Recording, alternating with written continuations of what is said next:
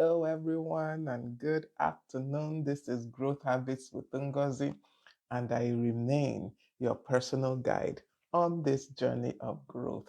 So, who is here with me and who is excited for this journey of today? The topic that we have today is quite an interesting topic. So, who is here with me? Do let me know as you join. Let me know where you are joining me from. Let me know who you are. Let me also know whether you have been following all this while or this is your first time of joining me on Growth Habits with Ngozi. So we started a series last week, but first of all, let me do a quick sound check to be sure that I'm being heard. Sometimes, technology, you think everything is working, but you now find out that you're talking to yourself. So give me 1 minute. Let me log into Facebook on my laptop and be sure that I am not talking to myself. So log into Facebook on my laptop. All right. And be sure that. Okay, so at least I'm sure that I'm being heard. So welcome once again to Growth Habits with Ngozi. I am your personal guide on this journey of growth. All right, so like I was saying, we started a series last week about rest. Yeah, interesting topic, right? Rest. Who does not know what rest is? We all do, but do we rest? Do we really rest? Many of us, we think we're resting, but we're truly not. So we started last week with just a basic introduction and looked at the science of rest. What is behind this thing called rest? Does it really do anything for us, or is it just too much, talk, too much hype over it or on it? So we said that we defined rest that last week, and we said that rest is just a general state of season work, season physical activity, so that you can relax, so that you can be refreshed, so that you can recover. That is a general definition of rest. Simply taking a break from activity to ensure that you relax and that you recharge. And we said that it's important to have both the relaxing and recharging, because many of us, we cease from activity, we stop doing work. For example, we want to sleep and we lie down and we sleep. But because our brain is still super active, we're not relaxing, we're not recharging. And that is not rest. There has to be that element of relaxing from activities, from work, from whatever it is, and also giving the body the chance to recharge itself. And we looked at the science and we saw that truly when you rest, there are a lot of things that happen, because this our body is made to recreate itself, is made to recharge itself, is made to repair itself. That is how the body was made. And it only does that when it's in a state of rest. If the body is not resting, it doesn't recharge itself, it doesn't repair itself. And that's why we have a lot of sicknesses and diseases truly. If we would allow the body to do the work the way it was created to, there's a lot of sicknesses, there's a lot of diseases that we would not experience. So it is essential for our well-being, our physical well-being, and everything, for us to give the body time to rest, time to relax, time to restore, time to repair itself. Very, very essential. Very, very important. When we don't do this, that is when we begin to have issues. That's when we have the high BP. That's when we have a lot of stress-related ailments. Um, and also, I think I believe we talked about that last week. That also that time is when the brain begins to detoxify. When you rest, when you truly take that time to relax and recharge, your brain detoxifies. It gets rid of toxins so that it too can function optimally. So you see that, I mean, I don't even know, there's no negative from what I'm seeing of rest. It's all positive all the way. Positive all the way. I don't see any negative of resting unless you are now taking too much, because too much of anything is not good. So rest is so essential. But today we want to look at something. We think of rest, but there are different types of rest. There are different types of rest. And we are going to try and delve into as many types as possible. We're going to look at as many of the types of rest as is possible for us to look at. That is our topic today on session 78 of Growth Habits. We're going to look at the types of rest, the different types of rest. I will try to be brief because there are quite a number. So I'll try to discuss each one briefly so that we get the best or the most from this discussion today. So remember that rest is not just probably lying down and sleeping, or for example, sitting, in the couch or something, relaxing on a chair. Is not just that. It goes beyond just relaxing. There must be that chance given to the body, to the whole system to recharge. That chance given to the whole body to restore itself, to heal itself. That is when rest can be said to have been had. All right, so let's look at the different types of rest. We're going to jump right in and look at and consider the different types of rest that exist. Number one, physical rest. This is the one we all know. Physical rest. That's lying down or something, sitting in one place and not doing anything. That's the general physical rest that we know. So this is the first type of rest. But even this type of rest has two categories. There are two categories of physical rest. There's passive rest, then there's active rest. Now, when I saw that there's active rest, I was like, how do you have active rest? How is that? Is that not a tautology? Active, that is doing something, and then rest at the same time. But it is possible. It is possible. Passive rest is the sleeping. You're not doing anything, you're just lying down, taking a nap. When your body, your whole system is just at rest. Your whole system is in a relaxed mode. That is passive rest, because you're truly not doing anything. We are not meant to really do anything in that time of passive rest, except rest. Except rest. That is what you're meant to do. So it's like the time you are sleeping, the time you're napping, you're catching a quick power nap during the day, or you're just relaxing on the couch, you're not really doing much. That is passive rest. And remember that the brain does need to also rest in this time. It's not just that the body is resting, the brain also needs to rest as you're having the physical rest. And what happens is that in this time, we discussed this last week, the body has the opportunity to recover. The muscles begin to repair themselves because you have used it throughout the day or throughout the week or whenever. It begins to repair itself. And the brain releases hormones that help you grow and all that, growth hormones. That is when the brain also releases what helps you detoxify itself, is at the point of rest. So you can imagine that you're not getting physical rest, or you're not getting enough physical rest. Can you see the damage you're possibly doing to yourself, doing to your own body? Because your body, the muscles are not getting repaired. The growth hormones are not being released as they should. The brain is not detoxifying. That is why we have a lot of health issues, because we truly do not rest. So physical, passive rest. You're lying down, you're not doing anything. Then there's what is called active rest. And when I saw this, I was like, can this really be called rest? But it is.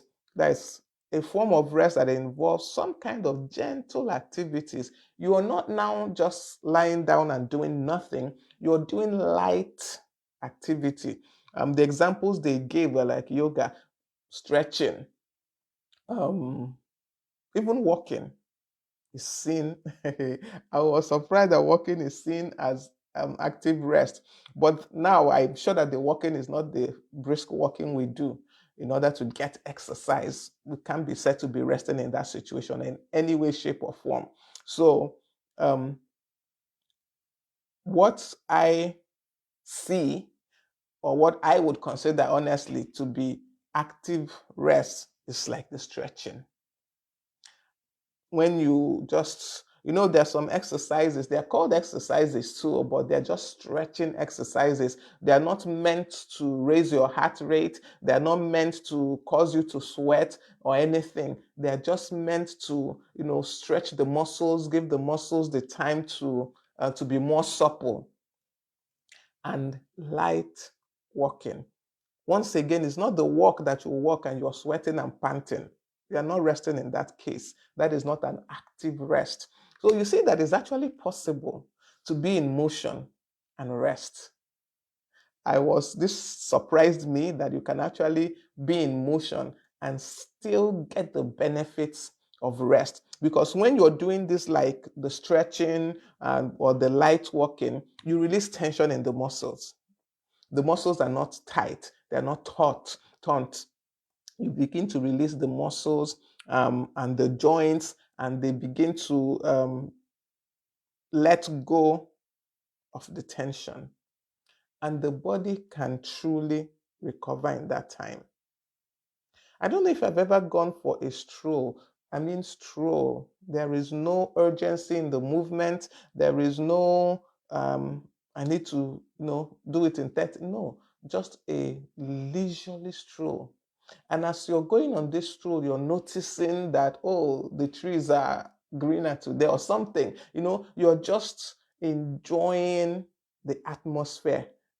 You're just appreciating where you are, whatever, and you're noticing what is around you. It's not the stroll that you're just, moving fast, and you don't even notice that maybe there's a car party or something. If you have gone on one of those leisurely strolls, by the time you actually come back, as I was doing this study, I realized that truly, by the time you come back from such a stroll, you actually relax. You can feel the tension gone out of your body. You can actually feel it. So there is an active rest. There is a situation where your body is moving, but the movements are not enough to raise your blood pressure. They're actually meant to release tension. And because you mentioned stretching, when you do exercise, either before or after, some people do the stretching before, some do after. But when you stretch after a session of exercise, do you notice that you just feel better? I don't know if it has happened to any other person, but after a session of exercise, I just stretch, sit on the ground, raise up the hand, raise up this hand, bend. The muscles just get released. All the tension that built up in the muscle while you were exercising just goes out of the muscles and you're relaxed. So that is what is called active rest. But you know that that is not enough. You do need to get the passive rest where you're sleeping and napping and resting. Very important that we get the two. Oyume Lactis, thank you for joining me, sir. I'm so glad you joined me this afternoon. So that is physical rest. Physical rest. Of course, we know that physical rest helps improve our energy, helps our muscles to recover, reduces fatigue. Truly, if we really, really rest, we will wake up refreshed from a true rest. We shouldn't wake up from rest or get up from a time of rest and we're still tired. If that is the case, then we need to check something is wrong somewhere. Because when you truly rest, you slept and you really slept. For example, you were not thinking while you were sleeping. When you wake up from that sleep, you're refreshed and you're ready to go. But when in the process of sleeping, your brain is working a mile a minute because you're thinking of all the things you need to get done. You wake up from such sleep or such rest more tired than when you slept. So it's essential that we note that and ensure that our rest is proper rest, proper rest, proper rest. Okay, so that is physical rest. The next type of rest that we want to talk about is mental rest. I kind of alluded to it when I was talking about physical rest. And mental rest is just giving our brain a break. This is something that many of us find difficult to do, giving our brain a break from intense thinking, from trying to solve problems, or from concentrating too much on anything. Give your brain a break. The brain is one very powerful organ. It does a lot. It's working even when you're sleeping. Actually, it doesn't stop working. But you do need to give it a rest from intense activity, from trying to solve all the problems of the world, all the problems you have. The brain needs a rest. The brain needs a rest because when your brain is working and working and working, it becomes fatigued. And that's when we start to have burnout. We have to give your brain a rest. I told us a story of Chiwendu Nebuchi. Welcome, greetings to you also. I'm glad you're here. So now I told us a story about something I saw on Instagram. Someone said, that it's not fair that her husband is able to just stay and he's not thinking about anything, that she can't do that. Please, it can be learned. For some of us, it comes naturally. Like somebody like me, it comes naturally. I can just stay and I'm not thinking about anything. I'm just there. For some people, it is hard, it is difficult, but you can learn it. Because at those times, your brain is restoring. Your brain is now doing the repair work. Your brain is detoxifying. So learn to give yourself a mental rest. It doesn't even mean that you're not doing anything. Sometimes a mental rest is not, absence of activity. It's just that you're shifting to less tasking activities. Just like I said, if I'm not, I really have nothing, for example, to do, I will sit and allow my brain to not think too much. Of course, it has to think, it has to work, but I'm not stressing over anything. I'm not trying to solve any problem. Even if problems exist, I'm not at that point trying to solve them. I'm giving my brain the time, the ability, the opportunity it needs to detoxify, that it needs to renew itself. So we need to practice mental rest. It's even easier for people to practice physical rest than mental rest because we feel that if we stay without active thinking, in quotes, something is wrong. No, nothing is wrong. Nothing is wrong. You can stay without active thinking. Just allow the brain to rest, please. Just give it a break. Give it a break from active thinking, from intense thinking, from trying to solve, all the problems. Because most times you can't even solve them. And a brain that is not rested cannot even function effectively. So the problem you're trying to solve, you will not get a good solution to it because your brain is not rested. So rest your brain. One way that you can do this to take short breaks.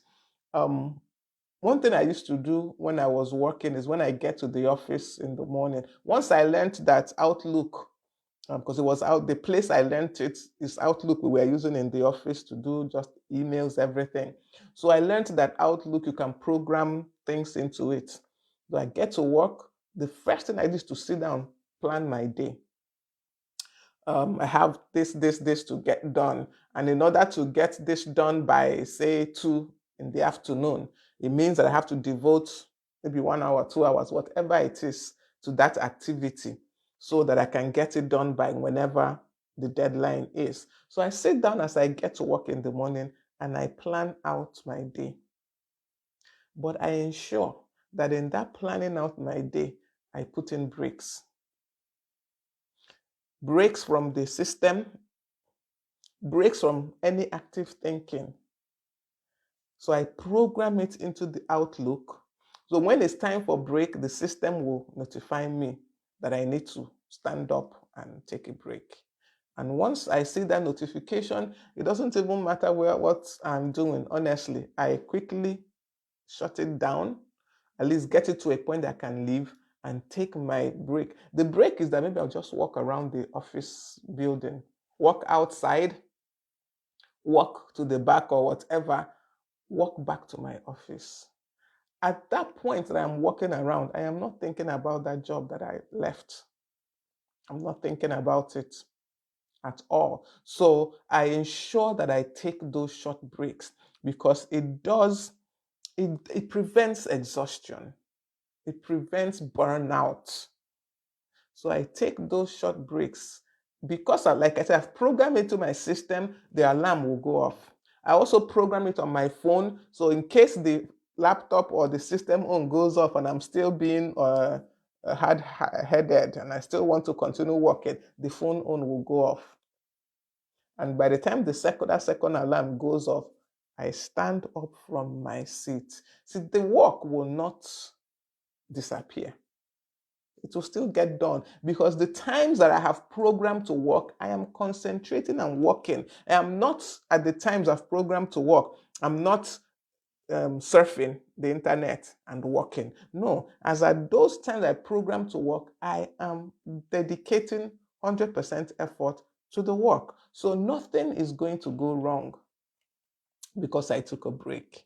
Rather, by the time I come back from that, my short break, 5 minutes, 10 minutes tops, by the time I come back from that, my short break, my mind is clear. Mercy, good luck, Esogwai. Welcome. I'm glad you're here. Thank you for joining me. By the time I come back from those breaks, my brain is clear and I think better. This I can tell you for a fact because I've done it and I see that it works. So by the time I walk around for those step away from all the tasks, I'm not even truly that 5 minutes, 10 minutes, I am not thinking about the work I left. I'm not thinking about it. I might not even be thinking about anything specifically. I might just be singing a song in my head. Sometimes I use that 5-10 minutes to not when I say pray now, it might not sound quite right because I'm just talking to God. I'm not, doing a formal, we have formal, no, I'm not doing formal prayer with God. I am just telling him things, just possibly getting things off my chest. And I'm just saying it. I'm not doing it as per, oh, let us pray. No. Or Heavenly Father. No, not that kind of. I'm just telling him things. In that 5-10 minutes, I'm walking around. Sometimes, excuse me, in that time, I'm just noticing that, oh, the grass in this place has grown more than necessary. Oh, we had this tree here. Did I not know that this tree was here before? Things like that. That is what I do with that 5-10 minute break. Nothing else. Nothing else is allowed. I don't allow myself to do any strong thinking at that point. There is no problem I'm trying to figure out at that time. The problems will be dealt with in their own time. So ensure that you take those short breaks to give yourself mental rest. Our brains need rest. Our brains need rest. And it is only you that will give your brain the rest. Otherwise, the brain will give you that rest by force. And nobody wants that one. Nobody wants the one that the brain gives by force because it's either you fall sick or something happens. And then you have to rest by force. So nobody wants that one that the brain forces you to because it needs the rest truly. So if it's not getting it, you're not giving it rest intentionally, it will get to a point that it will give itself that rest. It will give itself the rest and you will just, shut down. The brain will just shut down and shut down the systems and you find yourself in the hospital or something. So please take those short breaks. Another thing is now this is, like I said, the times that I take those breaks, I kind of disconnect from too much thinking. Honestly, I don't know how else to explain this thing, but that is actually what I do. That is why maybe I'm only listening to music. I'm not thinking too much. Because there are some people that will take this short break. That's why I'm saying this part now. You will take this short break from work and you're still, your brain is still going a mile a minute. No. Maybe listen to music, sing the song by yourself. Just don't work the brain too much at that time. Give it the opportunity to rest. Some people, of course, some people do meditation and things like that, but it's up to you. But give the brain a rest. Give the brain a rest so that it can restore, it can repair itself, it can detoxify itself. This is how the brain works. This is how it was created to work. Give it the opportunity to do that. You will be much better for it because your whole system will thank you for it. Okay, so that is mental rest. Like I said, when I come back from those times of breaks, honestly, sometimes it's like my brain is working faster. That's the only way I can describe it because I'm now, oh, okay, I'm understanding what I'm doing better. I don't know if it happens to you, but it happens to me. So those breaks are essential so that you can have mental rest. We're looking at the types of rest today. We've looked at physical rest and we've just talked about mental rest. The next type of rest I want to talk about is emotional rest. Emotional rest. Now, emotional rest is not even that you will not feel anything. No, it's not that you will shut down your emotions. No, emotional rest is that you actually give yourself the opportunity to feel, to process your emotions, to process your feelings. Yes, Mercy, try music. It can, there's no one size fits all. Find what works for you. And if you're listening to this, just listen to the music. Don't even try to figure out the music. Don't even try to even learn the lyrics at that point. Because sometimes, when we're listening to it, you're trying to figure out no, just listen to the music. Don't think about, oh, what does this song mean right now? Which means you would have figured out the music you want to listen to ahead of time and make sure that it's something that is uplifting. So just listen to it. Don't think too much about the song. Just listen to it. If it's like for example, if it's an inspirational song or a Christian song, let the lyrics just work its magic on you. Don't overthink it. So listening to music works for some people. Of course, for some people, reading works actually. But of course, you're going to read something that is not going to task your brain. There's some novels that they don't really tax your brain. They don't make you overthink. Um, you just enjoy it.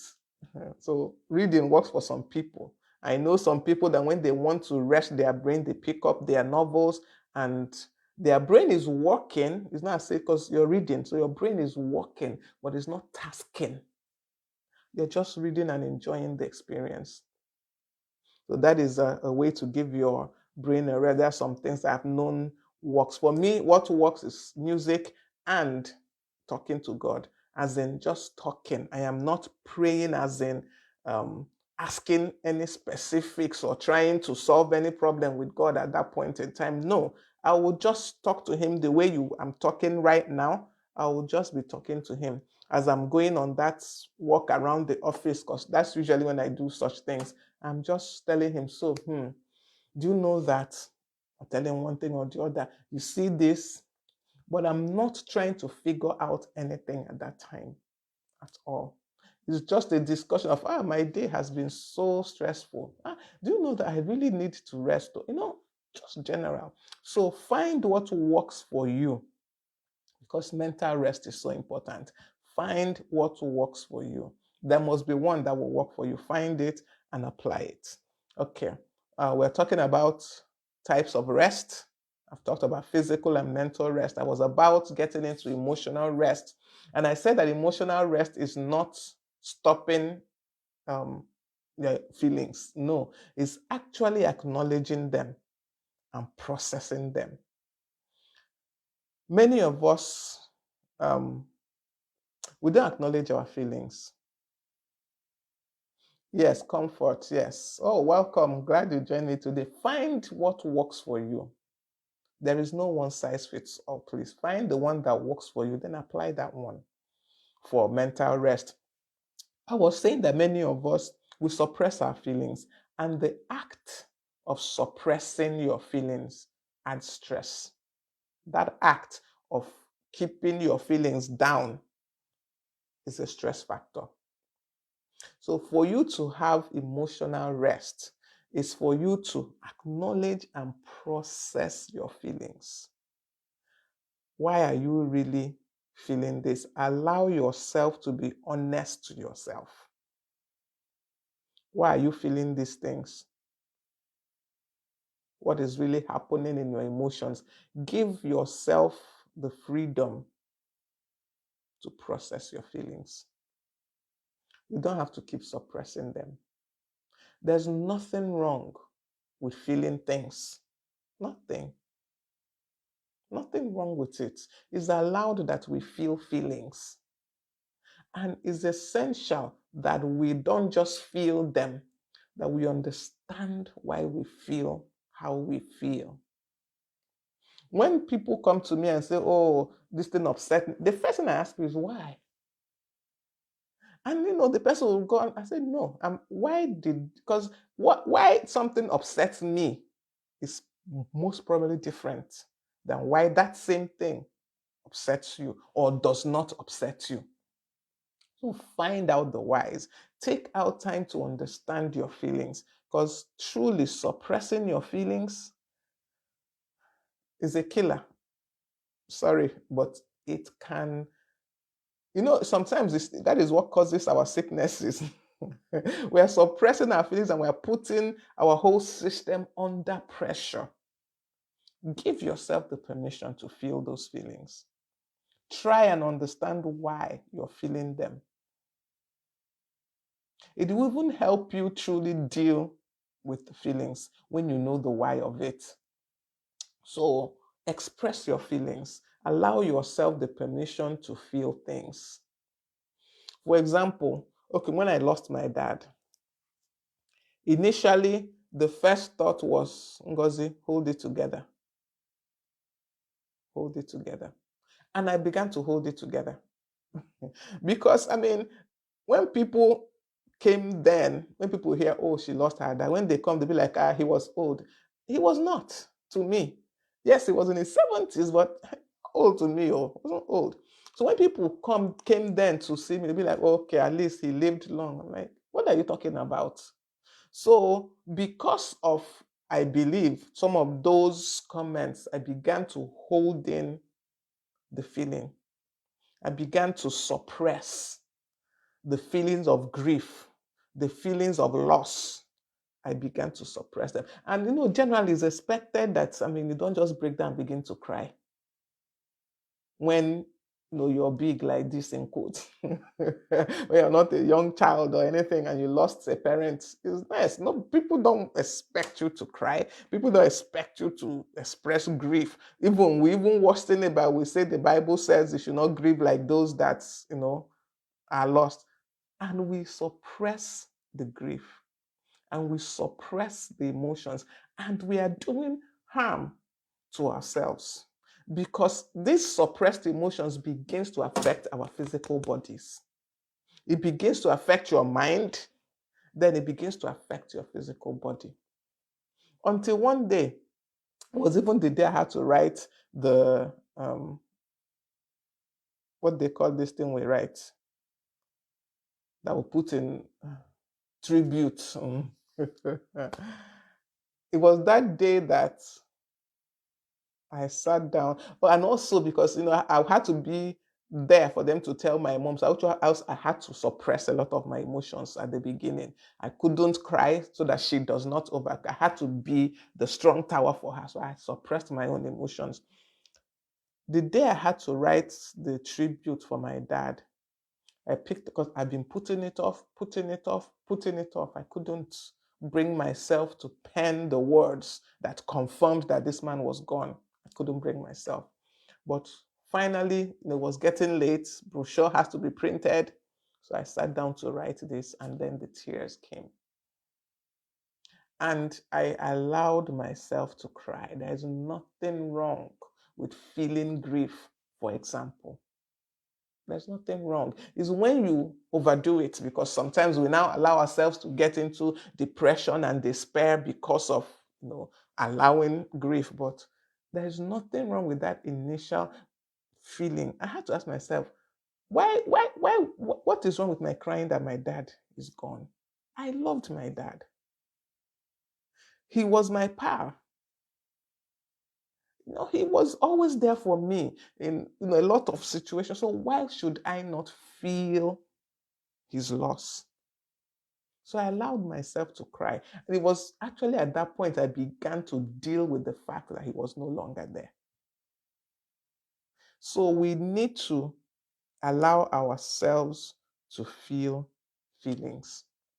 I know that many a times part of our problem also is because we don't have really anyone to express those feelings to. I know that's part of it, without being judged for whatever it is we are feeling. Like I said, most people that came to visit me at the loss of my dad, they were expecting maybe that I would be happy. I don't know. Because that's the only way I can express all the, but he was old now. Oh, you are lucky he stayed this long. Like, no, don't even tell me that. I lost someone, full stop. And the person was precious to me. So we need to give ourselves emotional rest by allowing ourselves to process our feelings and not suppress them. Suppressing feelings, when you now finally get to release the suppressed feelings, usually it doesn't go well. I don't know if we have had the experience. It's better to analyze them early enough, understand them early enough, process them early enough. Don't bottle them. Don't bottle the feelings. If you don't have anyone to express it to, express to yourself. Sit with yourself and express your feelings.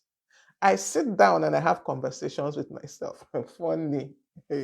And I say what is doing me. I say it out to myself. And I hear it. And what one thing that happens in that time that I'm saying what is doing me to myself, and I'm now hearing it, many a times you'll be like, what is even wrong? Why was this your go-to? Because now you've heard it. And you know that this is not even making sense for some, or for some. So that ability to be able to say out what is doing you, like I said, if you have no one really you can trust, but please do have someone you can trust to be able to, express your feelings without their judging you. You can do it to yourself.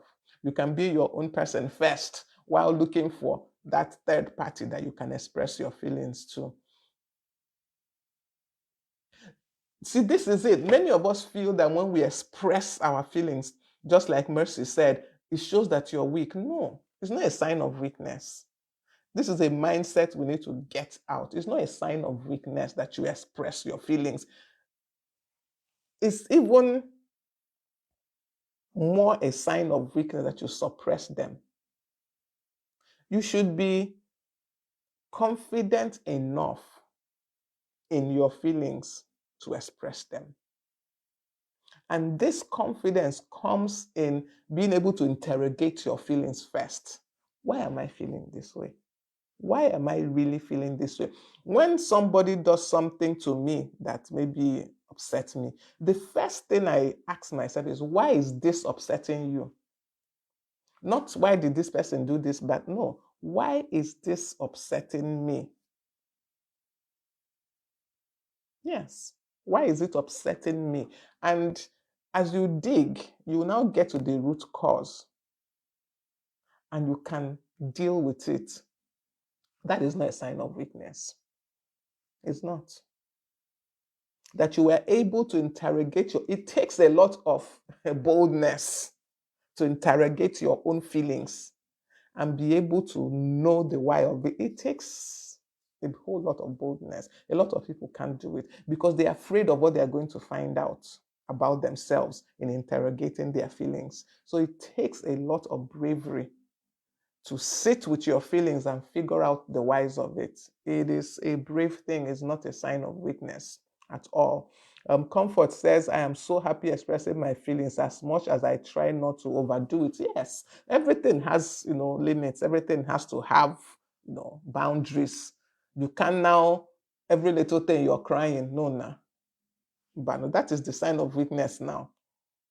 That now is the sign of weakness because it shows you have no control over your emotions. The aim is for you to master your emotions and not your emotions mastering you.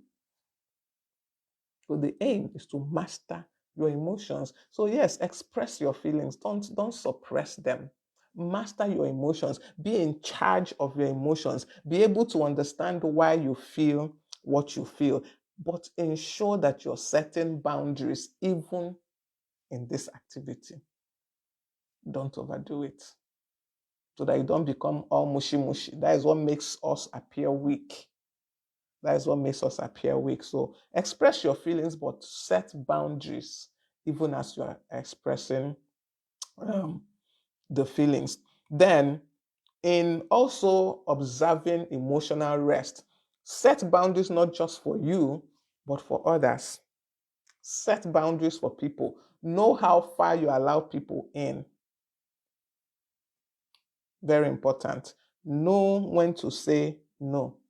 Know when a behavior is becoming toxic and needs to be needs to be cut off. Set boundaries. Your emotions will thank you for it. Yeah, so set boundaries is part of emotional rest. Aside from understanding your feelings, being able to share them with someone that is trusted. Keyword, trusted. Yes, in short, to set boundaries is so important, both for yourself and for others. The boundaries, both for you, as in, so that you don't become too emotional and then you have no control over your emotions, and for others, so that they don't pass, any place they have no business passing. Know when to say no. Know when a relationship is becoming toxic and put a stop to it. So set boundaries. Don't allow your interactions with people to keep draining you. If you're constantly being drained by being with someone, please reduce the being with whoever it is. Reduce it for your own health sake. All right, so that is emotional rest. I hope I can finish all these rests today. It's looking like I might have to do 2 sessions. Okay. The next thing is sensory rest, giving our senses a rest. And I'm sure we know where this is going. I'm sure we know where this is going. In today's world, especially, we have sensory overload.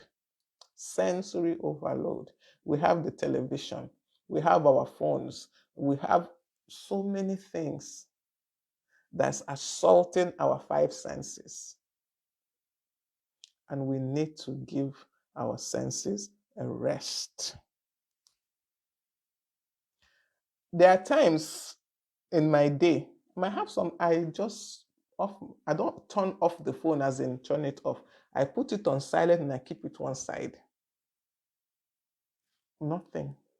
Nothing is going to make me pick up that phone until I feel I've rested from all the assault of phone. It's sometimes, to even help myself, I might to actually go and lie down if I have to. But we need to be able to give our senses a rest. And one of the easiest ways to drop the phone, because the biggest assault on our senses in this time It's the phone, it's social media, it's all the laptop, everything, television. Turn off the television. Turn it off. Nothing will happen. Or turn it off. Drop the phone. Nothing will happen. Any business that you miss in that 1 hour, 2 hours, or whatever, even 30 minutes of dropping the phone, you're not going to miss too much. So drop the phone. Have a sensory rest. Have a sensory rest. Because when we are constantly assaulting our senses, when we're having sensory overload, we become irritable. These are some of the disadvantages of too much phone, too much laptop, too much television, all those things. We become irritable. We become tired because not only when we're assaulting our senses, we're also working our brain. I'm not saying switch on. I don't actually switch off my phone. It's on. It's on silent, but it's over there. It's not here that I am. I drop it a little distance, a distance that before I have to get up and go and pick it, I have to think. I have to think about it. Do I really want to stand up from this place and go and pick up that phone? That client, that 30 minutes, most times I don't do maybe more than an hour. I don't think I've ever kept my phone away for more than an hour, unless I slept off. That's different. I will still come back to the client. I will come back to you. When I pick up my phone 30 minutes later, I will respond to you. But I've given my brain, I've given my senses a rest. I've given my eyes a rest, if nothing else. So, sensory rest. Sometimes find a quiet place and just stay with no noise whatsoever, if possible. That one is harder, but find a quiet place and just stay. The problem most of us have with that is that we're afraid of our thoughts. Let me put it that way. We're afraid of our thoughts. We don't want to sit with ourselves.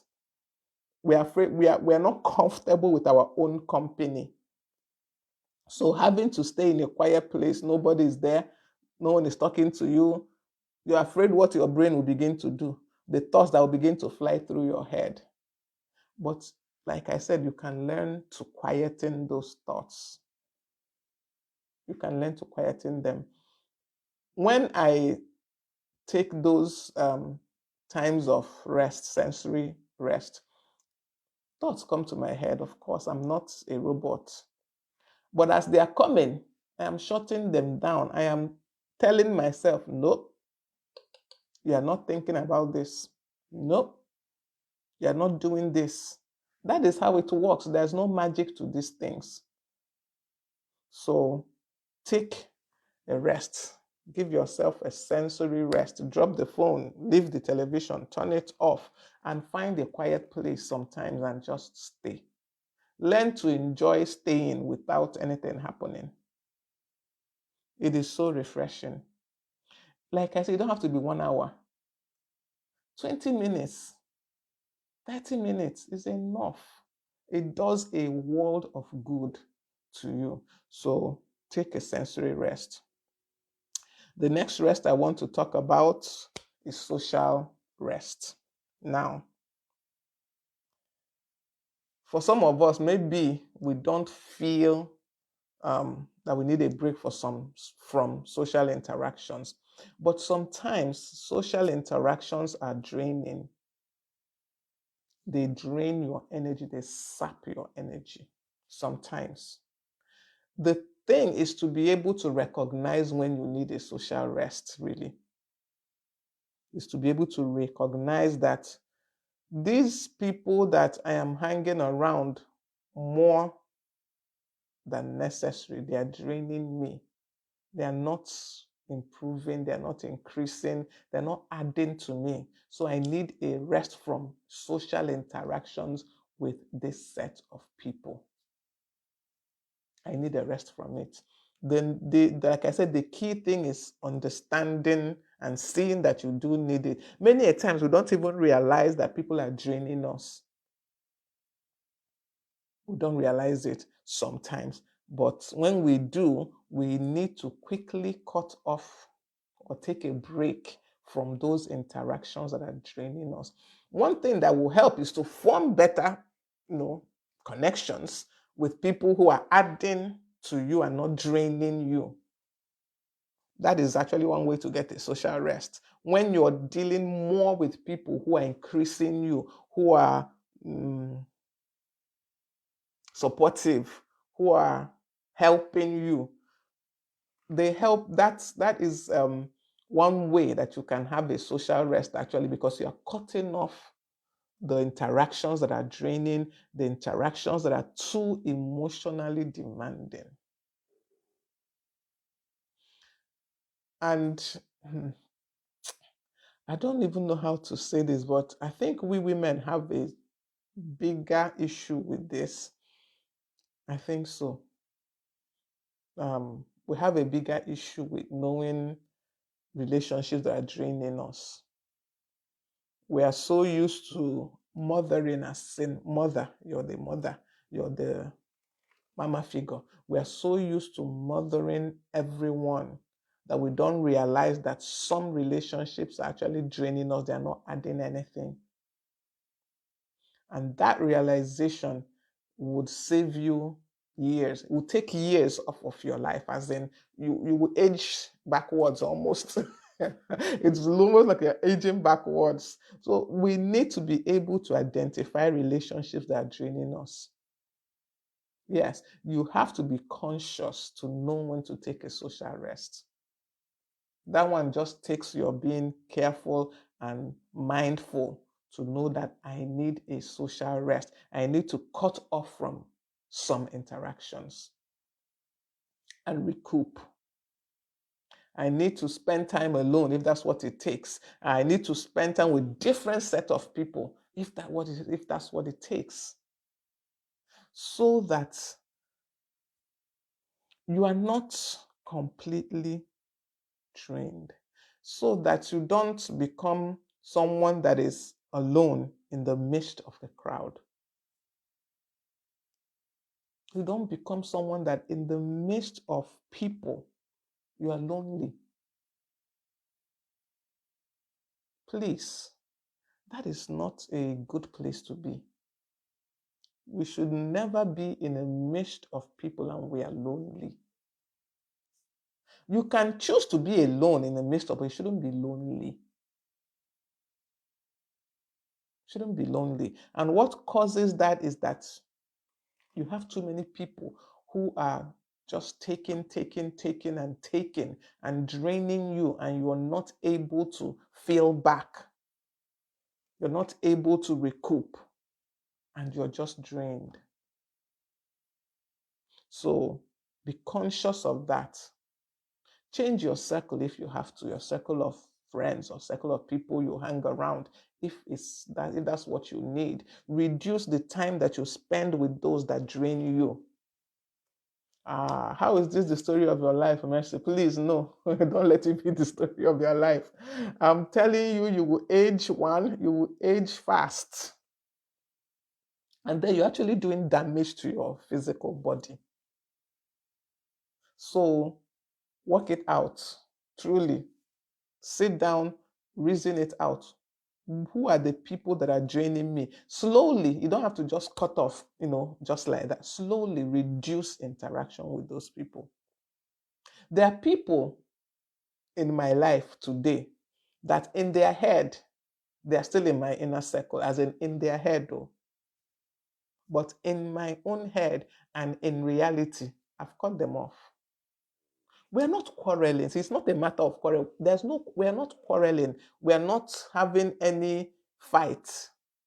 But because I have noticed that my interactions with you are draining me, I reduce it. Small. I don't do it, once, at once. Slowly, I reduce interaction with you. And I increase interaction with those that are adding something to me. I just do it in such a manner that it doesn't look obvious. Just slowly. I just begin to reduce our interaction. And in your head, we're still interacting now. We still talk. We still relate. So you never actually feel that, this woman cut me off. No, but you are cut off. Because the cut off is not that we are quarreling. It's different that this person is just toxic and just terrible and I need to cut. There are some that you have to, bam, cut them off. They are. But there are some that you just need to reduce for your own sake, for your health, for your well-being. So yeah, we all have a lot of people collecting. If we really look, it's the well, I say that to take the time and look at those relationships and see how to reduce them, to reduce the interaction with those people. I sat down once some time back and I just did an assessment and I realized that I had a time in my life where everybody in my life was collecting, as in everybody. There was nobody that was giving anything back to me. Of course, I'm not talking about like my husband now. No. I mean, my friends, my circle of friends, everybody was collecting. No. See, sometimes we have to close our ears to the side talks, Mercy. Sometimes you have to close your ear to the side talks. Because when something now goes wrong in your body or in your system, those people will find their level. Who lost? Is it not you? It's you. So yes, they will talk definitely. But if you do it gradually, sometimes, well, let me say it sometimes, if you do the withdrawal gradually, like I had this relation that she only calls me when she needs something. There is no other time that she calls me. No other time. So, she will call, auntie this. I will look for something and send, auntie this. I'll look for something. One time she called, auntie, well, world wants to end, blah, blah, blah. As God will have it said, that period I really did not have to give. So I didn't even respond. What I did was I took a screenshot of my bank balance, two of my bank accounts that I knew were zero, basically. I took a screenshot of those two bank balances, showing the date, everything. And I forwarded it to her. That was it. I did not say I won't give you. I did not tell you any other thing. I did not even respond with any other words. I just took those screenshots, forwarded to her. She rested. She rested. And then when my father died, I was now waiting to, at least you should say, until I heard what. She did not even remember to call me at that time. So you can imagine if maybe I had just kept giving and giving and giving, I would have felt so bad when she didn't call me truly when my father died. But for me, I was like, this is her. When I saw her, I still related with her. We're not quarreling. There is no quarrel. We just have to, know ourselves. So wisdom is profitable to direct. Find a way to shift from those people, because you cannot keep giving and giving and giving and don't get back. You will become empty. And they will be the first to laugh when you're empty. They will actually be the first. So, no. Be wise and know where to draw the lines. Be wise. So, the next, and I think the last, time is even gone. The last thing I'll talk about is spiritual rest. Now, spiritual rest is one rest that is not taking away something. I found that very interesting. To have spiritual rest, you're not actually taking away anything. You're actually adding something. And it was so amazing to me that spiritual rest involves reconnecting with with God, with your sense of purpose, with your sense of meaning, with your sense of belonging, being able to reconnect with your source. So you see that all the other rests, we talked about taking something out, but spiritual rest has to do with your putting something in, actually. It's so amazing. It's so amazing. So being able to reconnect with your source gives you spiritual rest. There's nothing to take away. There's nothing to take away in spiritual rest. You take away the distractions, yes. You take away the things that would prevent you from reconnecting to your source. From reconnecting to your source. That is spiritual rest. Being able in prayer, in meditation, or whatever, being able to reconnect to your source. See, this spiritual rest will help you in dealing with all the other rests that you need. Once you are able to reconnect to your source, you have peace for sure. For sure. You will have peace. And you find that you even reason clearer. Your sense of reasoning is clearer. Your sense of purpose is clearer. Your ability to even know how to take care of the other things you need to take away, like we're talking about emotional rest and all those things, you will know what to do when you observe spiritual rest, a time to reconnect to your source, a time to reconnect to your source. And when I say prayer, see that this is one thing that I think we have kind of lost what prayer is. We have turned prayer to, I don't even know what to call it now. But prayer is communication, really. It's communion, it's communication, it's a back and forth, it's a discussion. So going back to that situation where you are able to have a time to discuss with your maker, have a time to tell him things and he tells you back. Have a time to ask him questions and expect answers from him. Expect him to respond. Have a time that you are able to understand why you're truly here. Why did he put you on this earth? I had something that was troubling me. Well, it's a decision I needed to make. It's an activity I needed to do, but I needed some, what's the word I'm looking for? I needed somebody to say, yes, go ahead.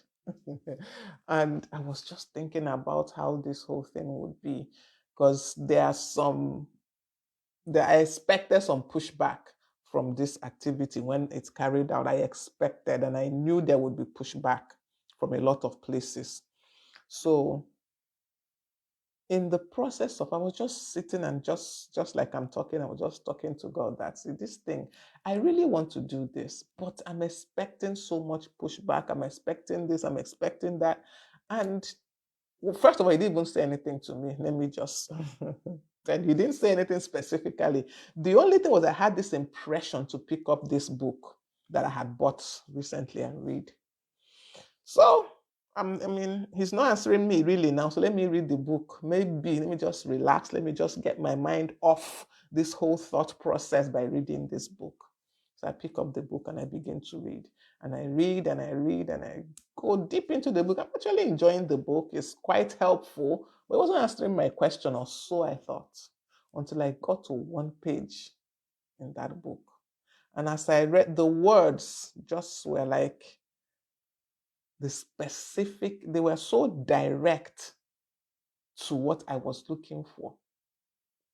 They were so specific. It was even frightening at it. I was like, how is it possible that this person wrote exactly what I needed to, as in exactly what I was asking about in this book that she wrote who knows when? Of course, it's a Christian book, a book written by a Christian, but at that time, I just knew what I had to do. There was no confusion. There was not. I just knew exactly how to handle the situation. And this happened because I went back to my source. I was not overwhelmed by spiritual activity. See, the thing why we need a spiritual rest is that most times we are too overwhelmed by spiritual activity. Should I even call it religious activity, not even really spiritual?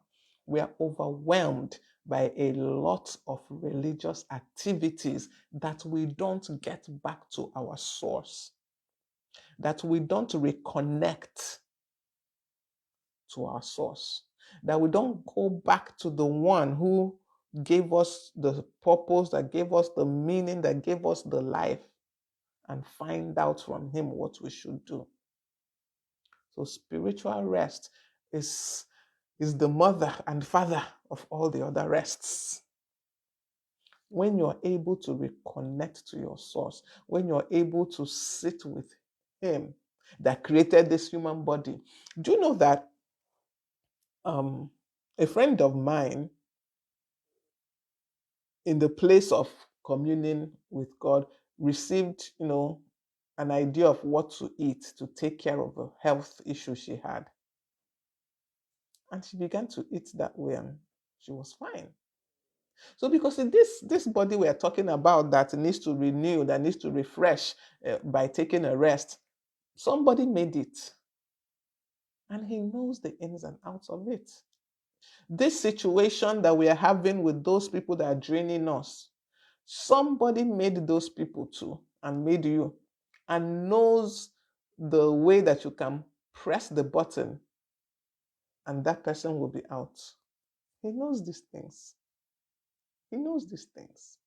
So you see that when we observe spiritual rest and we take the time to reconnect, and we take the time to reflect, and we take the time to commune, and we take the time to get back to our source, it will help us with all the other rest that we're trying to have. It will help us know when our body needs rest and how to observe it. It will help us know when our brain, we need mental rest and how to observe it. It will help us know how to have social rest and all the other rests that we're talking about. So we need to ensure that we observe a time of spiritual rest. In fact, let even the spiritual rest be like your go-to. Let it be the norm. Let it be that you're constantly connecting, you're constantly communing, you're constantly connecting back to your source. The other things, you begin to see them differently. You begin to get ideas of how to take care of them. You begin to find solutions that you did not even know how they came about. But all this comes from observing spiritual rest, reconnecting to your source. And with this, let me also add this. You cannot even reconnect to a source you do not know. So the beginning is to know who is your source, to know this God that is your source. If you don't know him, how do you reconnect? There is no re in the connecting. So connect first. If your own case is that you don't know him, connect first to him. He has a way of coming into our situations and helping us. He has a way. People say a lot of things these days. God is not answering prayers. Oh, why are things going so wrong everywhere? Why is this? Why is that? And I simply tell them, anybody that asks me, things are going wrong because we are truly not connected to God. We are truly not communing with him. Many of us, we are moving on our own strength. We are moving on our own understanding. He has the manual to this life. Connect to him and be able to get pointers at every point, at every stage. Be able to know what to do, when, and how. So observe spiritual rest. Remain connected or reconnect to your source. That is the key. even as we talk about all the other ones. Doing this helps you through all the other types of rest. So thank you. I'll end our session today on this note. Thank you for joining me today on Growth Habits with Ngozi on this conversation on rests, on the types of rests that we need, that we must have in order to relax, in order to be renewed, in order to be restored. We can observe all these rests and our lives will totally be different. I talked about aging backwards. I mean, when you observe all this rest, especially spiritual rest, people will begin to think you're aging backwards because you always look refreshed. You always look renewed. You're always being made new. You don't have anything bothering you too much. It's not as if nothing is bothering you, but you have where to go and lay it down. You have where to just go and drop it and know that it will be attended to. So thank you all once again for joining me this afternoon on Growth Habits. Remember to make today and every day count. Be valuable, constantly valuable. Always offer value and ensure that you're growing at all times. Remember also to follow us on all our social media handles. Facebook, Growth Habits with Ngozi. Instagram, Growth Habits with Ngozi. TikTok, Growth Habits with Ngozi. YouTube, Growth Habits with Ngozi. And also follow me on my own personal Facebook page, Ngozi Onwocholoba. Just look for me. I'm right there. Follow me on my Facebook page. It's always a pleasure, as I always say, to share this time with us. We've gone a little bit above the 1 hour that we usually cap it off at, but I think we ended on a good note. So thank you for joining me today, and do have an awesome day. Bye.